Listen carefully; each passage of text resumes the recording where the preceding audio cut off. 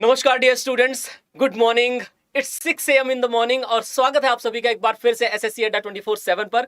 मेरा नाम है नवदीप सिंह और जैसा कि आप सभी जानते हैं, इस समय पर भारत के जो हालात हैं वो ये कि भारत शिफ्ट करना चाहता है अपनी नॉन रिन्यूएबल एनर्जी सोर्सेज से रिन्यूएबल एनर्जी सोर्सेज की तरफ। यानी हम अनवीकरणीय ऊर्जा स्रोतों से नवीकरणीय ऊर्जा स्रोतों की तरफ शिफ्ट करना चाहते हैं। और इसी क्रम में अगर हम देखें तो इस समय पर हमारे मार्केट की सिचुएशन और साथ ही साथ हमारा मार्केट में पार्टिसिपेशन दोनों ही इंटरनेशनली बढ़ रहा है। पर एट द सेम टाइम जब हम बात करते हैं भारत के मार्केट सिचुएशन की, भारत के मार्केट सिचुएशन में इस समय पर हालात क्रूड ऑयल को लेकर के थोड़े खराब जरूर हैं। अगर आप देखते हैं भारत का जो क्रूड ऑयल के ऊपर डिपेंडेंसी है वो सऊदी अरेबिया से आने वाले क्रूड ऑयल पर है, रशिया से आने वाले क्रूड ऑयल पर है और साथ ही साथ organization of petroleum exporting countries जो ओपेक है उस पर भी भारत का काफी कुछ डिपेंडेंस है। जब हम बात करते हैं आगे चल करके इस पूरे क्रम की, तो आप देखिए एक न्यूज है जो फ्लॉन्ट हो रही है इस समय पर।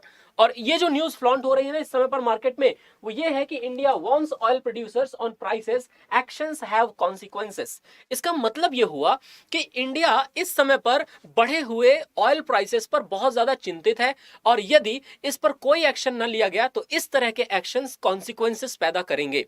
कॉन्सिक्वेंसेस पैदा करने का मतलब यह है कि इसके बहुत ज्यादा इफेक्ट आने वाले हैं आने वाले समय में। क्योंकि एक तो वैसे ही 2030 तक भारत का यह लक्ष्य है कि हम 50% तक फॉसिल फ्यूल एनर्जी को कम कर देंगे, यानी हम 50% नॉन फॉसिल फ्यूल एनर्जी को बढ़ा देंगे। अब नॉन फॉसिल फ्यूल एनर्जी मतलब हम कोयले के ऊपर से, पेट्रोलियम के ऊपर से या जो पेट्रोलियम प्रोडक्ट है उनके ऊपर से एनर्जी का भार छोड़ करके हम सौर ऊर्जा, टाइडल ऊर्जा, विंड एनर्जी इन सभी के ऊपर शिफ्ट करना शुरू कर देंगे। अब हम जब इस तरह के एक ट्रांजिशन फेज में हैं जहां पे हम ऑलरेडी एक तरफ अपने मार्केट को स्टेबल करना चाहते हैं कि महंगाई ना बढ़े और दूसरी तरफ ज्यादा से ज्यादा लोगों को चाहते हैं कि वो लोग नवीकरणीय ऊर्जा स्रोतों का इस्तेमाल करना शुरू कर दे, ऐसे में रिन्यूएबल एनर्जी सोर्सेज को बहुत ज्यादा यूज करवाने के लिए आपको चाहिए ट्रांसपोर्टेशन और बाकी सारी चीजें।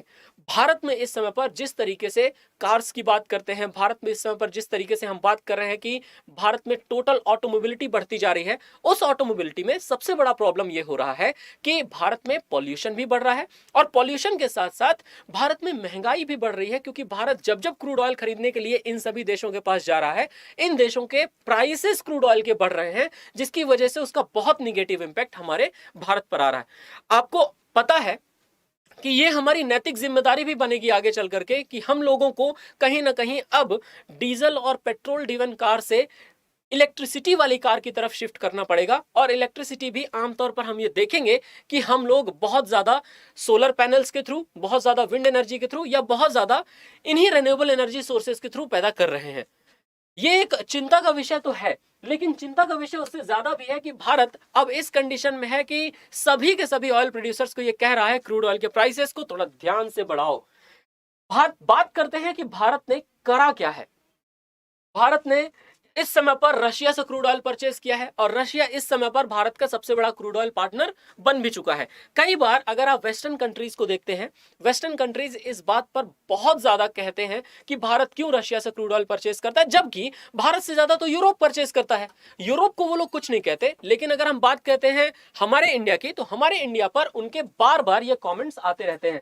अभी हाल ही में आप लोगों ने इंटरव्यू देखा होगा हरदीप सिंह पुरी साहब का, और हरदीप सिंह पुरी साहब इस समय पर गए थे अमेरिका। जब वहां पर अमेरिकन एक जर्नलिस्ट ने उनसे सवाल पूछा तो उन्होंने काफी स्ट्रेट फॉरवर्ड आंसर दिया। और वो स्ट्रेट फॉरवर्ड आंसर जो था वो सीधे सीधे ये इस बारे में था कि हमारी कंपनियां जो परचेज करती हैं ऑयल वो रशिया से करती हैं, हम कभी भी जा करके एज अ गवर्नमेंट रशिया से ऑयल परचेज नहीं करते। और अगर हमारी कंपनियां रशिया से ऑयल परचेज कर रही हैं, हम एज अ कंट्री नहीं परचेज कर रहे, so that is a serious matter of concern by the way.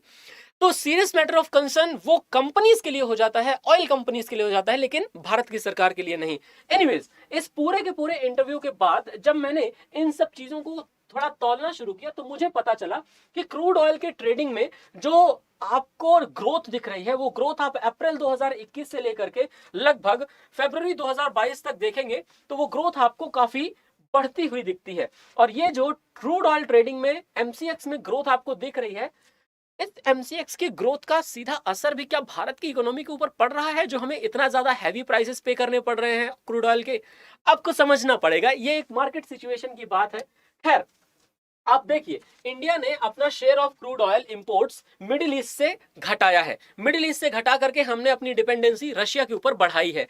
अब भारत और रशिया के रिलेशंस तो पहले से ही बहुत बेहतर रहे हैं।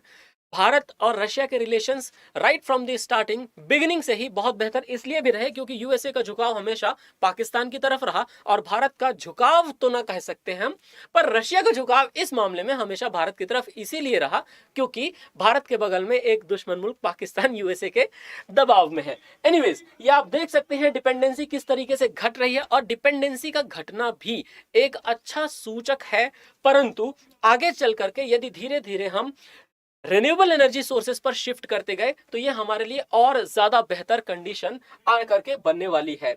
अगर आप पावर स्टेटस देखें इस समय पर, तो करंट इंस्टॉल कैपेसिटी है 404 गीगावाट की, और भारत इस समय चाहता है कि 2030 तक आते आते हम लोग एमिशंस को, यानी कार्बन एमिशंस को कम करें, 50% नॉन फॉसिल फ्यूल यूज करें।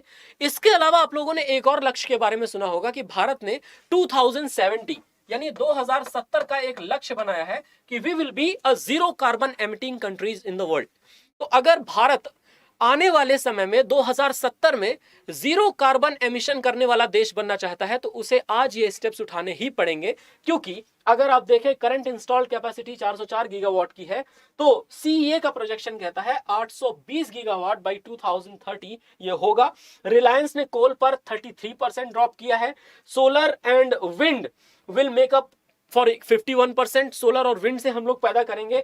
कोल ब्लेस जो 204 गीगावाट है, रेन्यूएबल पे जो 114 गीगावाट है, ये हम 51% से और ज्यादा बढ़ाएंगे। यानी 114 गीगावाट को 51% से बढ़ाने का मतलब लगभग 57 गीगावाट और एनर्जी को बढ़ाने का बात है। हाइड्रो पर, गैस बेस्ड पर, लिग्नाइट और डीजल पर, और न्यूक्लियर पर जो ये हमारी डिपेंडेंसी है, इस डिपेंडेंसी को भी हमें कम करना है। तो यानी हमें हाइड्रो के ऊपर बढ़ाना है, रिन्यूएबल्स के ऊपर बढ़ाना है, पर ये जो गैस बेस्ड है, ये जो लिग्नाइट बेस्ड है, या जो न्यूक्लियर बेस्ड है, या कोल बेस्ड है, इनको धीरे धीरे कम करना है, और यही हमारा लक्ष्य होने वाला है। तो दोस्तों, आई होप कि आपको जानकारी ये बढ़िया लगी होगी, और ये आपको एक टारगेट, जैसा कि मैं कह रहा था, ये India achieves 2030 target of 40% non fossil based electricity goal. तो इस तरीके से एफडीआई को लिबरल करके हम करना चाहते हैं। आपको एक क्वेश्चन के साथ जरूर छोड़ूंगा, who is the current vice president of India? Bharat के इस समय पर वर्तमान उपराष्ट्रपति कौन है, ये आपको बताना है। साथ ही साथ अड्डा 24/7 से आप कोई भी कोर्स परचेज करना चाहते हैं, बिल्कुल चिंता के बिना सीधे कोड यूज करिए Y637 बैचेस को परचेज करने के लिए, और Y637S किसी भी बुक या टेस्ट सीरीज को परचेज करने के लिए। तो इसे परचेज करने के लिए आपको लगाना होगा ये कोड। और साथ ही साथ यह भी कहना चाहता हूं कि दोस्तों, सेशन को लाइक करिए, शेयर करिए अपने दोस्तों के साथ, सब्सक्राइब कीजिए चैनल को, और देखते रहिए हमें, बहुत अच्छा लगता है। Thank you very much. जय हिंद।